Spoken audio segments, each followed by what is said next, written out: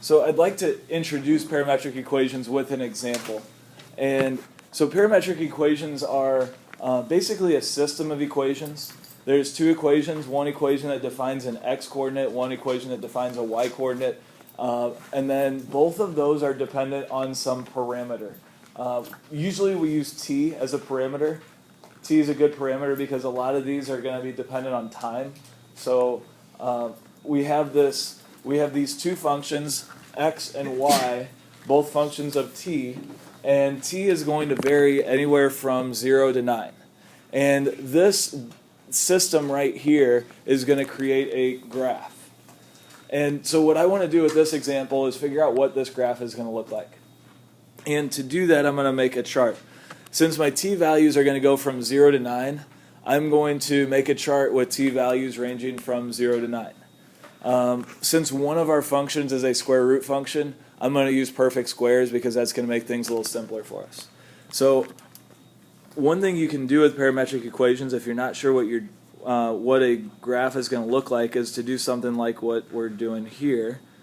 And we're going to figure out what the x and y values are going to be at different times on this interval. So the t is going to start at 0. Since t starts at 0, I'm going to put a 0 in here for t, and I'm going to figure out what x is, I'm going to figure out what y is, and that's going to give me a point. That's going to give me an x and a y, which would be an ordered pair, and we can plot that. So when t is 0, what is x going to be? Okay, and when t is 0, what is y going to be? 0. So that gives us the point, what? 0, 0. We'll go back and we'll graph these later. Like I said, since we have a square root here, I'm going to stick to the perfect squares for t. So I'm going to also use 1, 4, and 9. And I'm going to stop at 9 because t stops at 9. Okay? So when t is 1, then x is going to be the square root of t. And so x is going to be what? And y is going to be 2 times t, which is 2.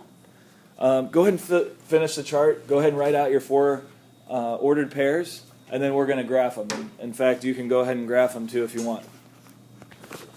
So if we finish filling out the values of the chart and the ordered pairs, are you guys getting points that agree with mine here? And then what can I do with these ordered pairs? I can plot them. So I'm going to draw a coordinate plane here. I'm going to scale the x and the y axes appropriately. So my x values go from 0 to 3, so I went from 0 to 4 on my x-axis. My y values go up to 18, so I went up by 5s all the way up to 20 here.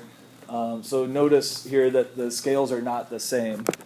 That doesn't really matter. And then we can plot our points. So we've got 0, 0, got 1, 1, which would be right about here.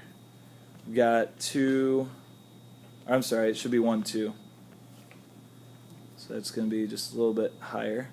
Then we've got 2, 8, which is going to be right about there. And we've got 3, 18, which is going to be right about here. And what does it look like we're graphing here? Yeah, it kind of looks like a parabola, right? So again, I only used t values that were perfect squares. That ended up giving us the x values that were just the counting numbers. So let me ask this. Is our parabola going to look like this? What's the problem with that, Joe? Yeah, exactly. So this restriction here on t, this interval for t, starting at 0 and going to 9, means that we have a starting point right here and an ending point right here.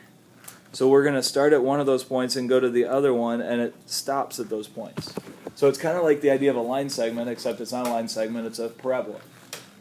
So had we graphed, or had we plotted the points in between 0 and 1, and between 1 and 4, and between 4 and 9, we would have ended up with this parabola here.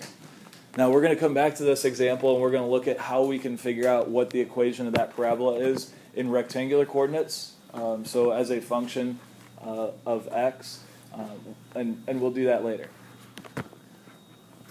Sometimes we'll see parametric equations, and it converts easily to a vector format also, but sometimes we'll see these written as an ordered pair. So we'll see a parametric equation written in this form right here.